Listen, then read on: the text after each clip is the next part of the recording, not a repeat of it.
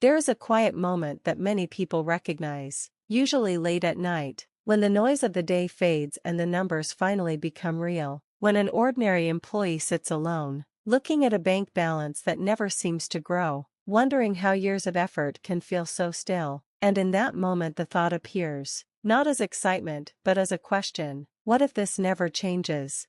The story begins in that exact place, not with ambition or competence, but with a simple decision to try something small and consistent, putting aside $300 each month into a broad market index, not chasing trends, not timing entries, just quietly participating in the steady movement of the economy through something like the SP 500.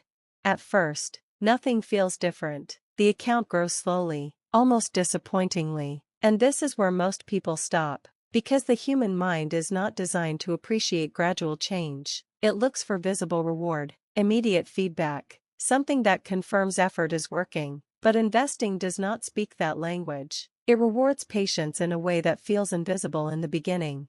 Over time, the psychology begins to shift, because consistency starts to build a pattern, and patterns create identity, and identity is what sustains behavior when motivation disappears. So instead of asking whether the market is good or bad, the question becomes whether the system is being followed, and that small change removes emotion from the process.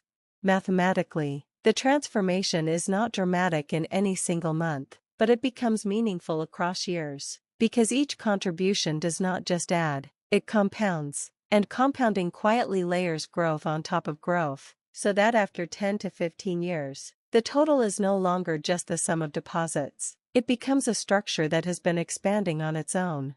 When you step back, the system reveals something larger than individual effort, because it is not about predicting outcomes or being unusually skilled. It is about aligning with a system that already exists, the long-term growth of businesses, economies, and productivity, and allowing time to do the heavy lifting that effort alone cannot sustain.